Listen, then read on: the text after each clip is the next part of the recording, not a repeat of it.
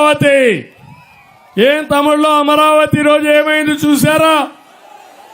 పేదరు భరుస్తున్నాడు, డబ్బులు లేవు, నేను సంక్షేమాన్ని ఇవ్వనన్నాడు. నేను ఈ మాటే చెప్పాను, ట్యాంకులో నీళ్లుంటే ట్యాప్లో నీళ్లు వస్తాయి, అవునా కాదా? ట్యాంకులో నీళ్లు లేకపోతే రావు, లాస్ట్కి వస్తే బురద నీళ్లు వస్తాయి, కడుక్కోవడానికి కూడా నీళ్లుండవు, అవునా కాదా? అదే పరిస్థితి ఈరోజు 14 లక్షల కోట్ల రూపాయల అప్పు చేశాడు.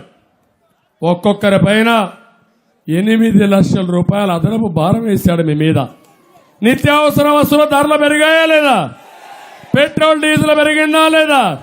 కరెంటు ఛార్జీలు పెరిగాయా లేదా? మద్యం ధరలు పెరిగాయా లేదా? చెత్త మీద పన్ను వేసాడా లేదా? పన్నులు పెరిగాయా లేదా?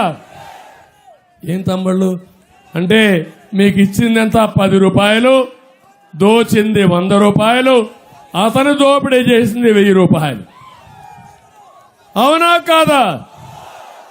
అమ్మఒడి ఏంటి, నాన్న బుడ్డి ఏంటి? ఈ రెండే కంపేర్ చేయండి. నేను అడుగుతున్నా, ఇలాంటి ఊటుండి కాదు. కరెంటు ఛార్జీలు తగ్గిస్తానని కరెంటు ఛార్జీలు పెంచిన దుర్మార్గుడు. పోలవరం పూర్తి చేస్తానని పోలవరాన్ని గోదావరిలో కలిపేసిన దుర్మార్గుడు. ఉద్యోగస్తులకి సిపిఎస్ ఇస్తానని రద్దు చేస్తానని వారంలో చేస్తానని మోసం చేసిన వ్యక్తి. ఇలాంటి ఒకటి రెండు కాదు, అన్ని కూడా మీరు దెబ్బతిన్నారు. నేను అడుగుతున్నా, ల్యాండ్ కుంభకోణం, ఇసుక కుంభకోణం, మైన్ కుంభకోణం, గంజాయి కుంభకోణం, డ్రగ్గుల కుంభకోణం, పక్కనే ఎర్ర చందనం కుంభకోణం కూడా. తమ్ముళ్ళు, ఎర్ర చందనానికి ఇక్కడ సహకారం ఉందా లేదా అని అడుగుతున్నా. ఏంటి ఇవన్నీ?